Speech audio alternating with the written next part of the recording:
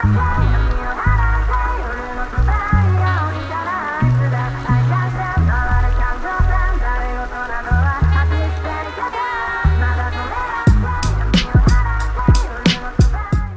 Strategy is finally out worldwide, and while I myself and many others are absolutely loving the game, the number one complaint I've seen pop up from both those playing and those on the outside looking in is that Triangle Strategy has too much reading and there's not enough battles. The game does have a 70-30 split when it comes to the ratio of story versus battles, but in regards to that statement that this should be more of an even split and that Triangle Strategy needs more battles, I disagree.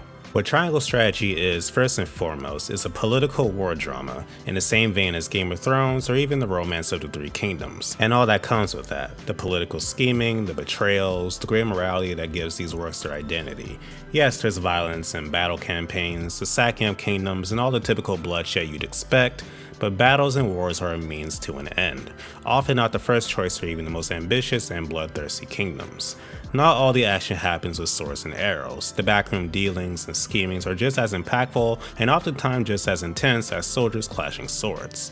And that's why I like the current ratio of battles and story scenes in Triangle Strategy. The developers understood this balancing dynamic well and make it so that when a battle happens in Triangle Strategy, it means something.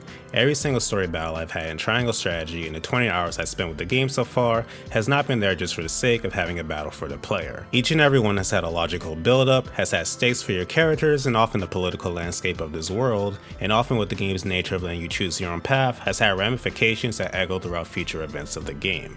Everything that happens in Triangle Strategy matters and adds to the overarching narrative and helps build this world the devs have created. Whether you're learning about a character's ambitions or why salt as a resource is enough to make a country want to invade another. Nothing feels wasted and battles are strategically placed where they would make sense and in my opinion where they'll have the most impact on the narrative. You're not going to fight a horde of bandits just for the sake of fighting a horde of bandits or anything like that. Now, do I understand the complaint about players wanting a bit more hands-on experience? Of course, Triangle Strategy is a video game and many bought it to whet that strategy RPG appetite. But after spending a good amount of time with the game, I'm of the opinion that this ratio of battles and story was purposeful and well executed in making them stand out more, and makes them more memorable as a result.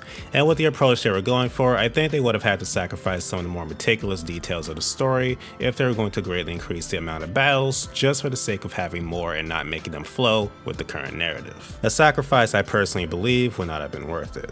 But that's just of course my opinion. If you're playing Triangle Strategy, let me know how you're enjoying it so far and if you're bothered by the amount of battles in the game, or if this video gave you a newfound perspective on it. Thanks for sticking with me until the end of this one guys. If you want to see more videos like this, subscribe or click the videos you see on screen here. I'll see you next time.